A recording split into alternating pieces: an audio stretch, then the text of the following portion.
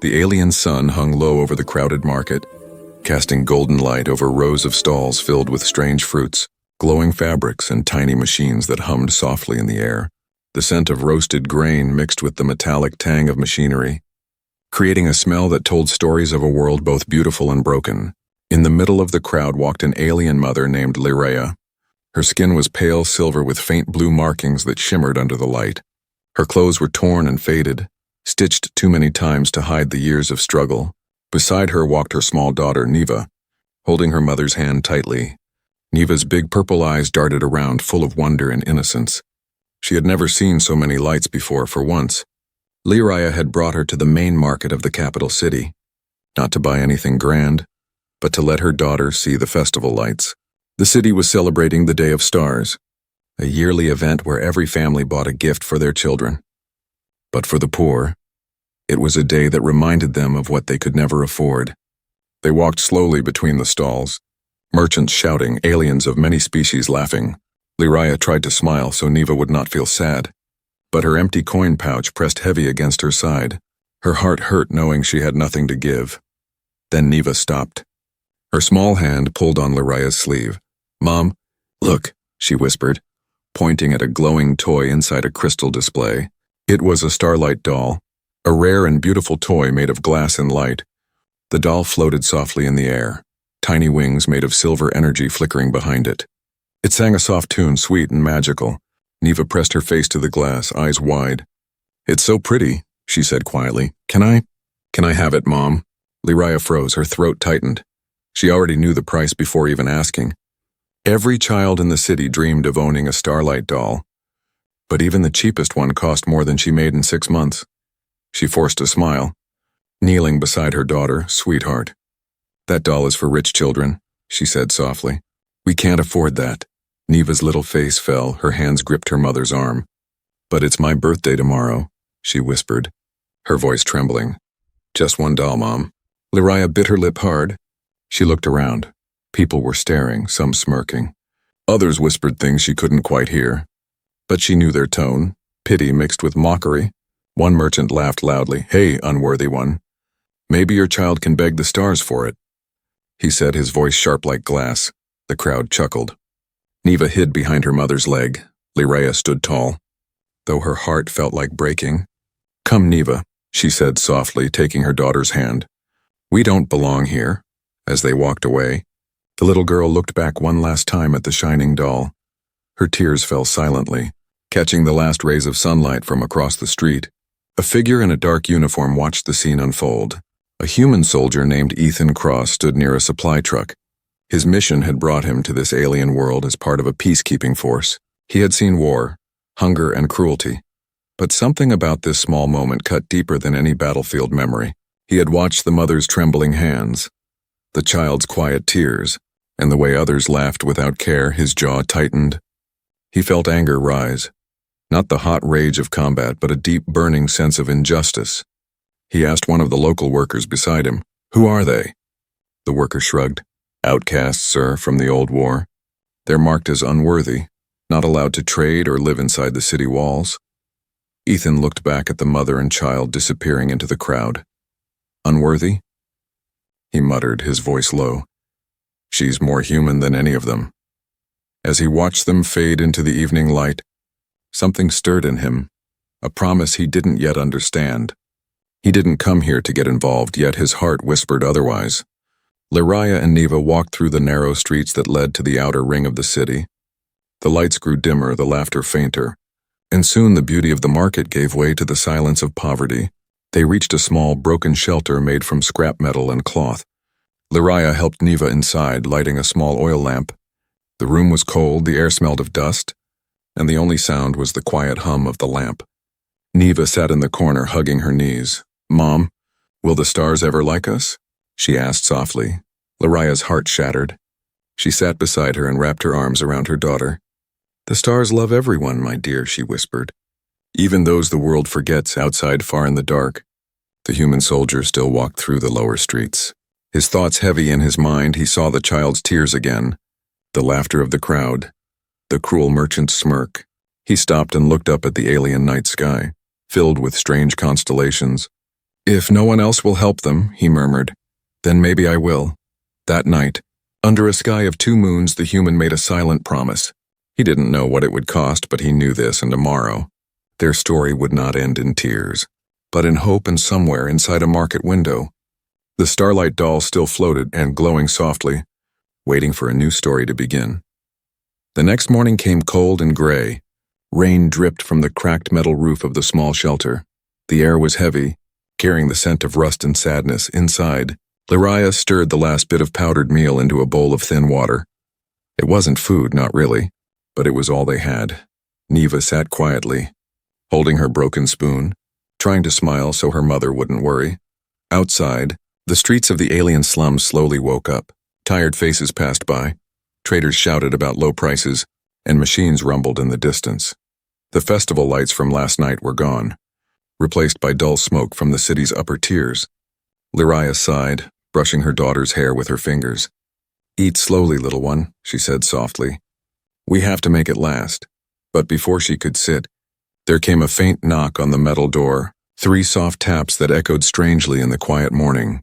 Her body tensed. No one ever knocked here, not the neighbors, not the guards, not anyone. For a moment she thought it might be debt collectors. Or worse, she motioned for Neva to stay silent. Then she opened the door just a little. Standing outside was the human soldier she had seen yesterday. The same one who had watched them in the market. His uniform was wet from the rain, but his face carried a gentle calm. His name tag read E. Cross. He gave a small nod, his voice quiet. You dropped this yesterday, he said, holding out a small food packet. I thought you might need it.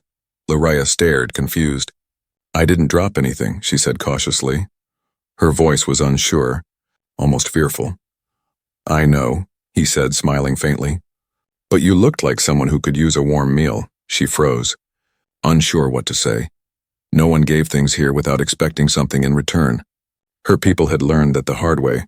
Why are you helping us? She asked, her eyes narrowing slightly. Ethan didn't answer right away. He looked past her at the dim shelter, the broken furniture, the leaking roof, the small girl hiding behind her. Because I can, he said finally. Because it's wrong that no one else does. Neva peeked out. Curious, her big eyes blinked at the strange man. Are you a soldier? She asked in a small voice. He smiled and nodded. Yes, I am. She stepped forward shyly. From the stars? Ethan chuckled. Yes, from far away. But I think the stars are kinder where I'm from. Lariah watched the exchange. Unsure whether to close the door or invite him in, something about the man felt different. Not like the others who looked at her people with disgust. His voice carried warmth, not pity. He gently placed the food package on the table near the door. It's not much, he said. But it'll fill your stomachs, Lariah hesitated. We can't pay you. I didn't ask for payment, Ethan replied softly. Just promise me you'll eat it. He turned to leave. But then he paused, reaching into his jacket. Oh, I almost forgot, he said, pulling out a small wrapped item. It was a thin chocolate bar, one of the few luxuries humans still carried from Earth. He knelt down and offered it to Neva. Her eyes widened. She looked at her mother first, then at the human. What is it? Try it, he said with a grin. It's sweet. Neva took a small bite.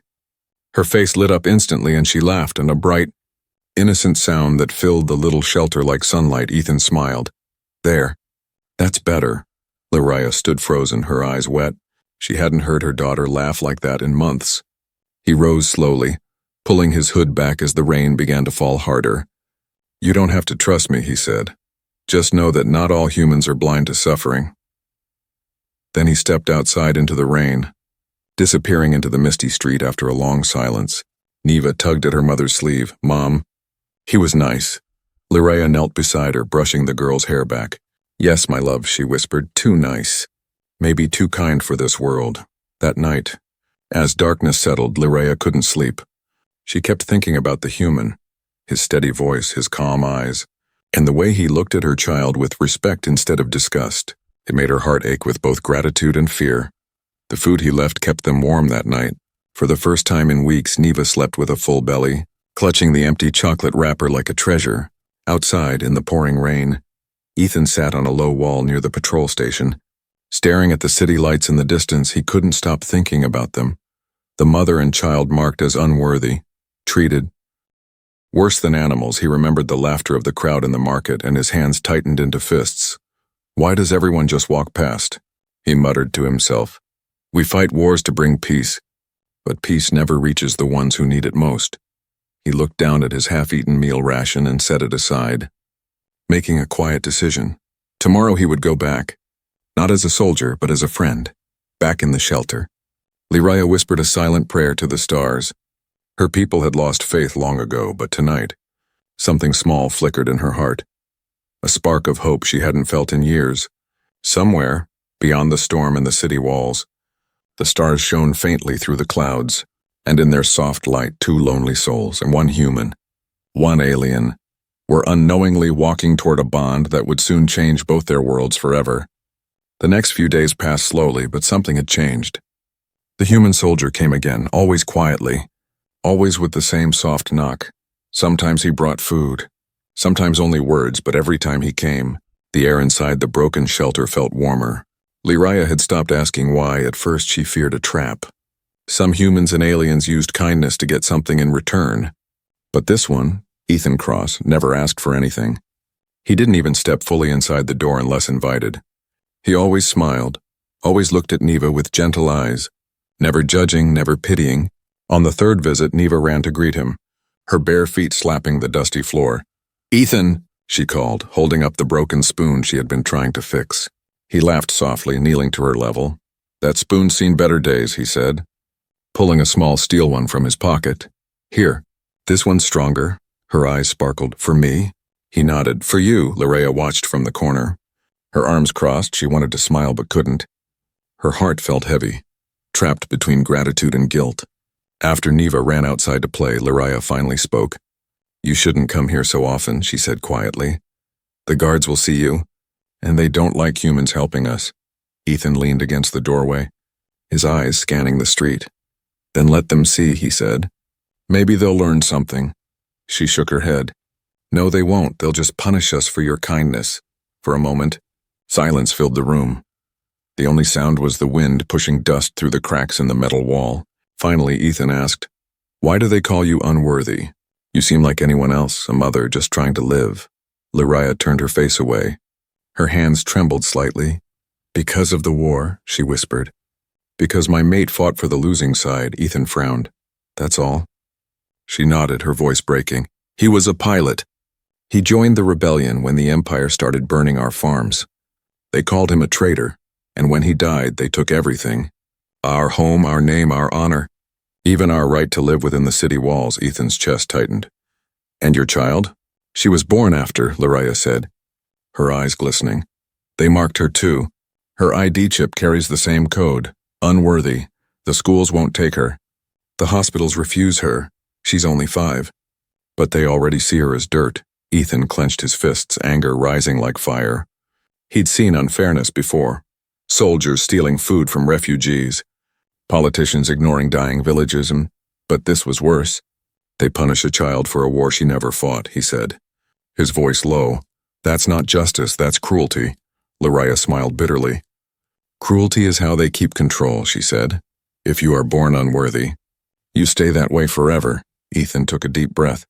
Not if I can help it. She looked up, startled. What do you mean? He shrugged slightly. I can't fix the whole galaxy, but maybe I can fix one small part of it. For the first time in years, Liraya didn't know what to say. Her throat felt tight. She turned away, whispering, You shouldn't care so much, human. It will only bring you pain. Ethan smiled faintly. Pain's familiar, he said, but doing nothing hurts more. That night, after he left, Liraya sat by the small lamp, watching Neva sleep. The child clutched the new spoon in her hand like a treasure, her face peaceful. Liraya brushed a strand of silver hair from her daughter's forehead and whispered, He reminds me of your father, brave and foolish. She looked up at the ceiling, where cracks let in faint starlight. Her mind drifted back to the night her mate never returned. She remembered the explosion in the sky, the silence that followed, and the guards dragging her out of their home, branding her arm with a mark that glowed red under scanners. Unworthy. Outside, in the city's inner ring, Ethan sat alone in his barracks. Staring at the rain hitting the window, he couldn't shake the images from his mind. The burned mark on Lyraya's arm, the emptiness in her eyes, the little girl clutching a spoon as if it were gold. He pulled out his old communicator, scrolling through the news feeds. Trade deals, new military contracts, and speeches about peace, yet none of it mentioned the people like Lyraya.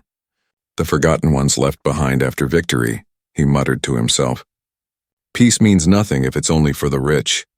The next day he returned again, not with food, but with a small wooden toy, something he had carved by hand the night before. Neva's face lit up as he gave it to her. It's a bird, he said. From my world. She turned it in her hands, smiling. Does it fly? Not yet, Ethan said, but maybe one day. It will. Lyraya watched them quietly, her heart torn between fear and warmth. She knew his kindness was dangerous, but she also knew something, that his presence was slowly bringing color back into their gray lives. As the sun set, she found herself whispering, maybe the stars did send him. In the distance, the city's loudspeakers blared a warning, curfew for the outer ring. Patrols were increasing. Ethan knew he couldn't stay long, but before leaving, he looked at Lyraya and said, tell me more about your people, I want to understand. She hesitated, then nodded. If you truly want to understand, you must know what it costs to be forgotten. And that night, as she told him her story of war, loss, and exile, something unseen began to grow between them, something fragile yet powerful, not of blood or race, but of shared pain and quiet hope. Neither of them knew it yet, but this bond would soon be tested, and the price of kindness was about to become far greater than either imagined. The next morning arrived with a soft golden light that spilled across the dusty street. The wind carried the faint scent of blooming iron vine from the upper city, a rare sign of life in this part of the world. Inside the small shelter, Lyraya stirred quietly, wrapping a thin blanket around Neva. Today was her daughter's birthday, the one day she dreaded most each year. Neva woke up with sleepy eyes and a hopeful smile. Mom, it's my birthday, she whispered. Her voice was filled with the innocent excitement of a child who still believed in wishes. Lyraya smiled weakly, brushing her daughter's hair. Yes, my little star, it is, she said softly. May the skies always watch over you. But deep inside, her heart ached. There was no cake, no gift, not even a single flower.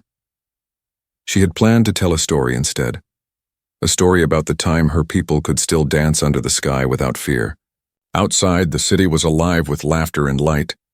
Balloons floated over the markets, children from noble houses ran with glowing toys, and every stall had banners showing the Day of Stars emblem, the day every child received a starlight gift, a symbol of hope.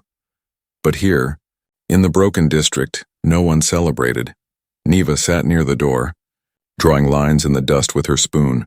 Her eyes watched the bright sky in silence.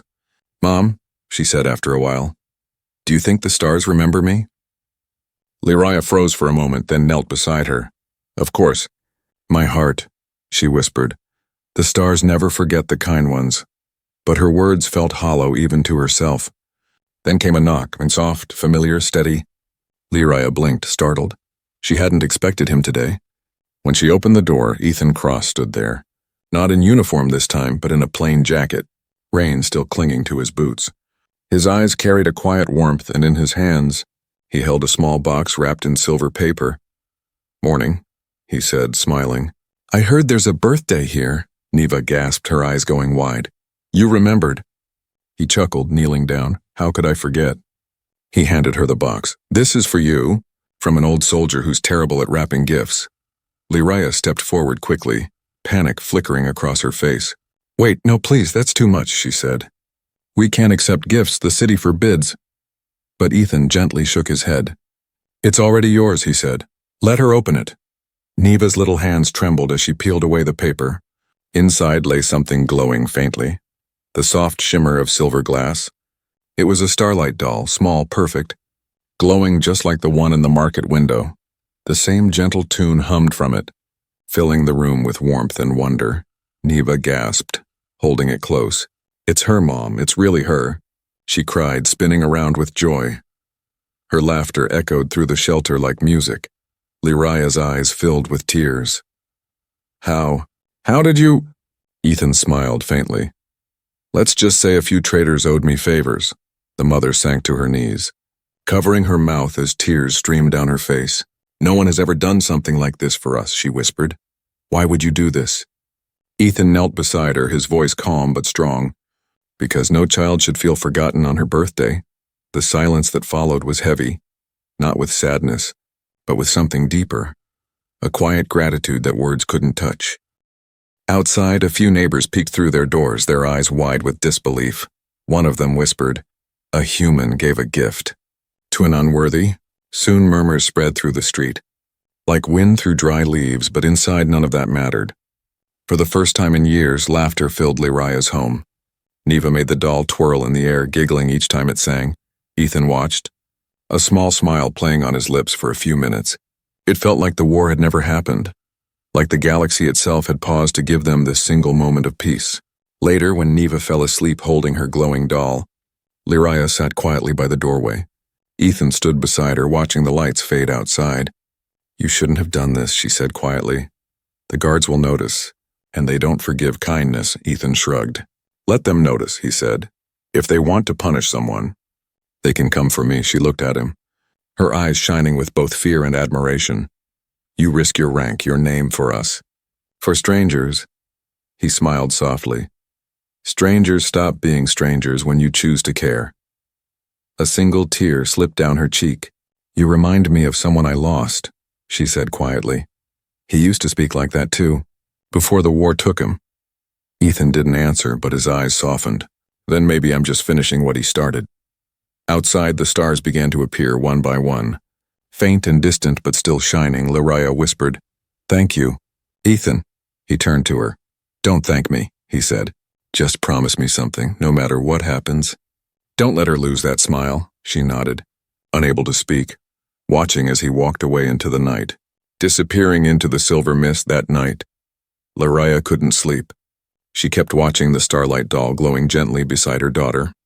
Each time it sang, it reminded her of the kindness of one man who had no reason to help. And though fear lingered in her heart, another feeling began to grow. Hope, fragile but real. For the first time in years, she allowed herself to believe that maybe, just maybe, the stars had not abandoned them after all, and somewhere beyond those stars, the promise of one human soldier still echoed. A promise that would soon shake the city itself. The next sunrise felt different. The air was heavy, carrying a strange silence that pressed against the narrow streets of the outer district. Even the usual hum of merchants and machinery seemed to fade. Inside the small shelter, Lyraya woke to the sound of footsteps. Not one pair, but many, steady and cold. Her heart froze. She peeked through the torn curtain and saw 3 armored figures standing outside. City enforcers. Their silver masks glinted beneath the morning light. The red insignia on their armor told her everything. The Department of Purity. They were here for inspection, before she could wake Neva. The door was kicked open with a metallic crash. Dust filled the air as the guards stormed in. One of them scanned the room with a visor that flickered with pale blue light. "Unworthy residents," the lead guard barked. "You've received unauthorized goods from off-world." Lyraya stepped forward quickly, her voice trembling. "Please, there's been a mistake," she said. "We have nothing of value." The guard moved past her roughly, his eyes landing on the glowing starlight doll sitting beside Neva's bed.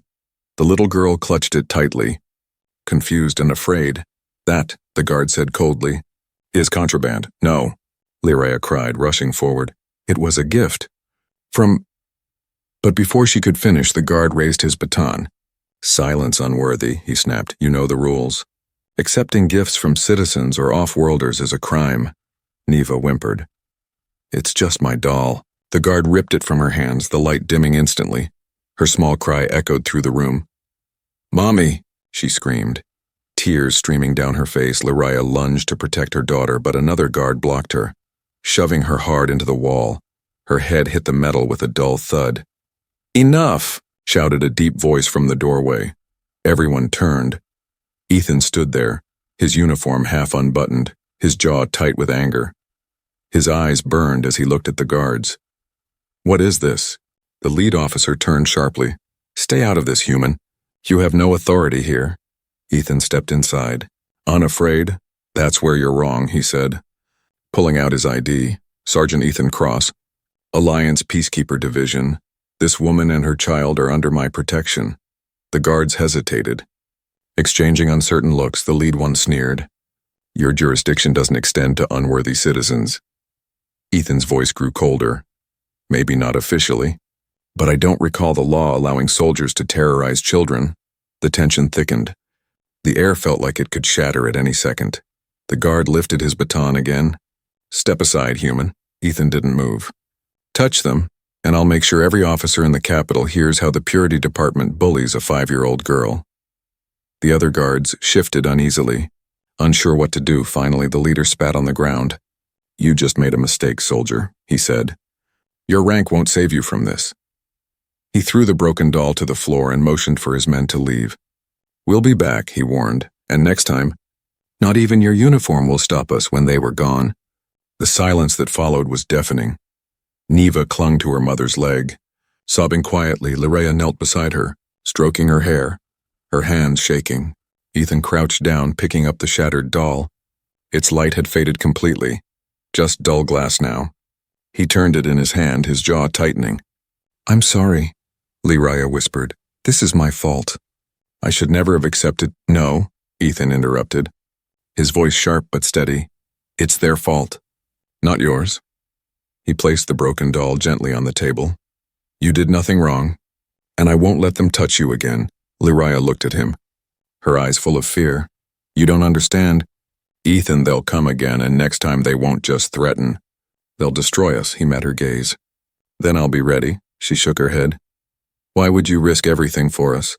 You barely know us. Ethan looked at her, then at Neva, who was still crying softly. Because I know what it's like to lose everything, he said quietly. And because someone has to draw the line. He stood, his expression hardening with resolve. I'm not letting them win this time. Before Lirea could answer, he stepped out into the street, the sound of his boots echoing against the wet metal. That evening, word spread fast through the outer districts. The story of the human who stood against the guards for an unworthy woman traveled from door to door.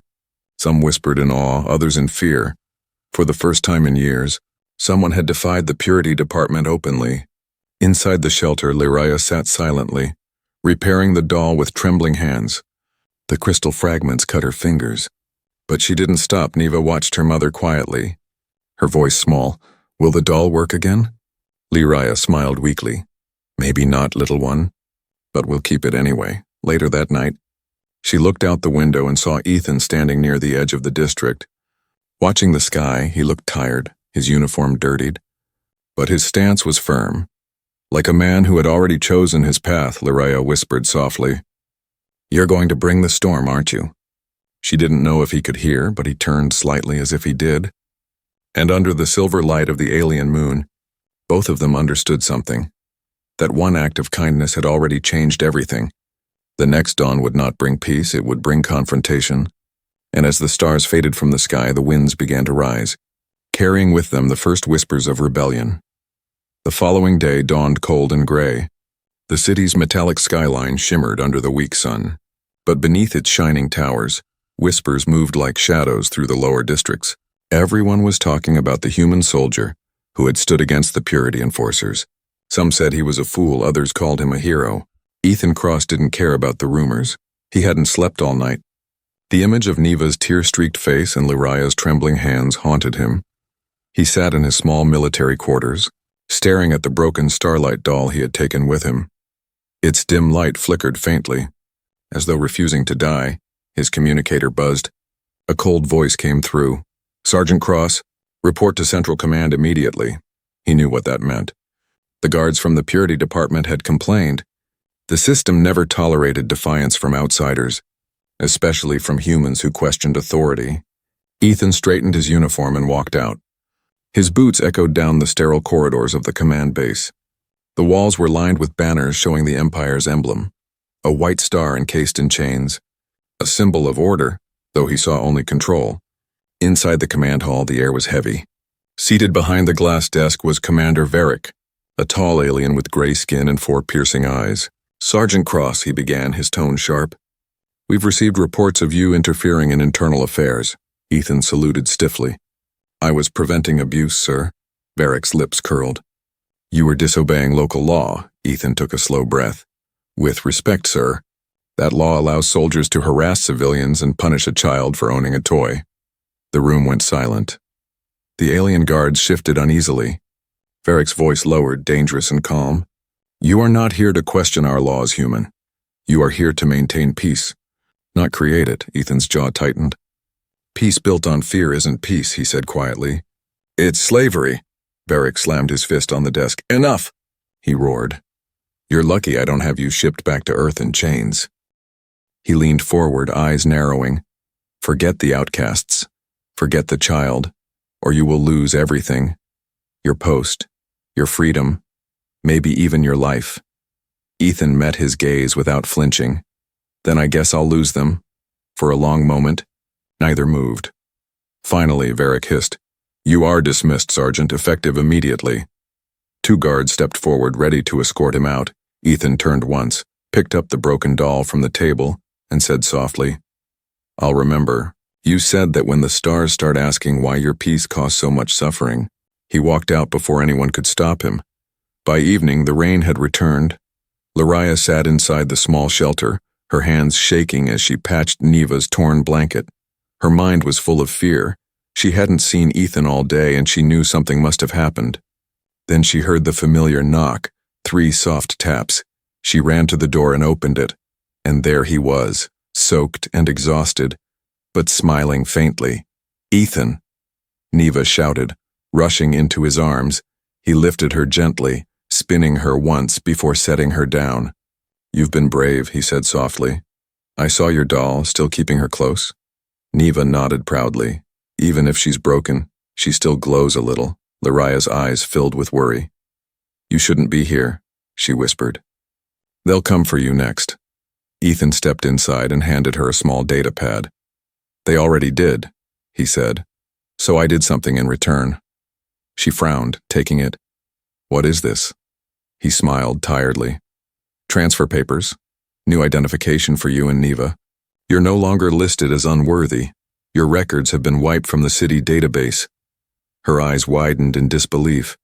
How did you? I called in favors, Ethan said, shrugging. And maybe broke a few rules, but it's done. You're free to leave the district now. Lariah stared at him, speechless. Ethan, they'll punish you for this? He laughed quietly. They already did. She saw the burn marks on his badge. His rank insignia had been stripped off. His uniform looked plain, almost civilian now. You gave up everything, she whispered. For us? He looked at her, his expression soft but steady. For her, he said, glancing at Neva. No child should grow up believing she's worthless. Tears filled Lariah's eyes. You don't even know us, yet you risk your life for us. Ethan smiled faintly. Maybe that's what makes it worth it. The room went silent except for the rain. Outside, thunder rolled across the horizon. He reached into his pocket and placed something on the table, a small metallic token with a star carved into it. This will get you past the city gate, he said. There's a refugee convoy leaving at dawn. You'll be safe with them. Lariah shook her head. You're coming with us. Ethan's smile faded slightly. I can't, he said. If I disappear, they'll track you. I need to draw them away.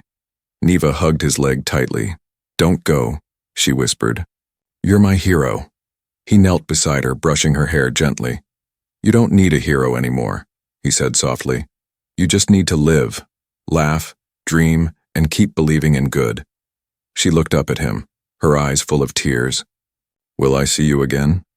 He paused, then smiled. The stars are big, little one. If you ever look up and see one shining brighter than the rest, maybe that'll be me watching. Lariah stood silently, her throat tight. She wanted to speak, to stop him. But she knew. He had already made his choice. When he turned to leave, she whispered, May the stars protect you, Ethan Cross. He stopped at the door, looked back once and said quietly, And may they finally remember you. Then he stepped into the rain, disappearing down the narrow street. The storm swallowed his figure, but his words stayed behind, echoing softly in the small shelter. That night, As the thunder rolled across the alien sky, Lyria held Neva close. The starlight doll glowed faintly between them, and for the first time its light didn't feel like a dream. It felt like a promise. Ethan had defied the system, and in doing so, had become something greater than a soldier. He had become a spark, one that would not fade easily, and far above, among the clouds and stars, something unseen stirred. The first flicker of change had begun, carried by the quiet courage of one human who refused to look away. Dawn arrived soft and pale, the storm clouds breaking apart to reveal streaks of gold across the alien sky. The city still slept, unaware that within its forgotten outskirts, one story was ending and another was quietly beginning. Inside the small shelter, the light of the starlight doll glowed faintly beside a sleeping child. Its once bright song now hummed in soft echoes like a heartbeat that refused to die. Lyria opened her eyes slowly, her arms still wrapped around Neva. For a moment, she forgot where she was. But then she saw the small metallic token Ethan had left on the table. Gleaming under the thin morning light, reality returned in an instant. The plan, the papers, the promise. She rose quietly, covering her daughter with a blanket. The shelter felt emptier than usual. Ethan's absence hung in the air like a ghost. She touched the starlight doll gently, tracing the cracks on its glass wings, and whispered, "You brought light to us, even when you were broken, outside." The sound of engines roared. The refugee convoy preparing to leave, she looked at Neva and whispered, "It's time, my little star." When Neva woke, she rubbed her sleepy eyes and looked around. "Is he coming too?" she asked softly. Lyria's chest tightened. "No, sweetheart," she said gently. "He has his own path now. But he promised to watch the stars with me," the little girl said. Holding her doll close, Lyria smiled sadly, brushing her daughter's hair. "Then we'll watch them for him, and he'll see us shining back." They packed what little they had, a small bag of clothes, a blanket and the broken doll, and stepped into the cool morning. The air carried the scent of rain and burnt metal. The city's walls loomed ahead, high and sharp, but beyond them lay freedom. At the checkpoint, the guards scanned the new IDs. The forged codes Ethan had given worked perfectly. The scanner light blinked green, and for the first time in years, the system recognized them as citizens' name. The guard asked lazily. Lyria took a breath. "Lyra Den and daughter Neva Den." The guard nodded and waved them through without a glance. They walked past the great gates, and as they crossed the threshold, Neva stopped suddenly, looking up at the rising sun. "Mom," she said. "It's so bright out here," Lyria smiled, tears glimmering in her eyes. "Yes, my love. This is what freedom feels like." The convoy carried them through the countryside, past burned farms and silent villages, past rivers that shimmered under twin suns. As the city disappeared behind them, Lyria looked back one last time, whispering a silent prayer for the man who had changed everything. Far away, in the upper district of the city, chaos was beginning. Ethan Cross was gone, his quarters empty, his records erased, but his actions had spread through the ranks like wildfire. Soldiers whispered of the human who defied the purity department and freed an unworthy family. The officials called it treason, the people called it hope, and somewhere in a hidden corner of the city, an old merchant who had once laughed at Lyria's tears now told her story differently. "Did you hear?" He whispered to his customers. A human soldier stood against them, and won. Rumors spread faster than the authorities could silence them. Mothers told their children, "Be kind even when it costs you." Workers painted small stars on their doors, a quiet tribute to the nameless soldier who had reminded them what honor meant. Years passed, the galaxy turned, empires shifted, and wars came and went. But on a small green moon far from the capital, a young woman walked through a field of silver grass beneath the twin suns. Her name was Neva Den, and she was no longer the frightened child who once cried for a doll. She wore the uniform of the Galactic Peace Corps, her badge gleaming under the light. Across her chest was pinned a tiny charm, a fragment of the starlight doll, now encased in crystal. The music inside no longer worked, but she carried it always. Everywhere she went, people knew her name. The girl who had once been marked unworthy was now a symbol of compassion and unity. Her mother, older now, watched from their new home, pride in her eyes every time she saw Neva's name on the hollow news. "She became what he wanted," Lyria often whispered. A light no one can silence one evening. As the stars filled the sky, Neva stood on the balcony, holding the old metallic token Ethan had given her. The edges had worn smooth over the years, but the engraving was still clear. For those the stars forgot. She looked up at the endless sky, 1,000 constellations glittering above her. "Ethan Cross," she whispered. "If you're still out there." I kept my promise. A gentle wind blew across the balcony, carrying with it the faint scent of rain. And for a brief moment, a single star shone brighter than all the others. Neva smiled through her tears. "I knew you'd be watching." Back in the city where it all began, the purity department no longer existed. Their towers had fallen, their banners torn. The people had risen years ago, led by a movement born from a story whispered in the slums.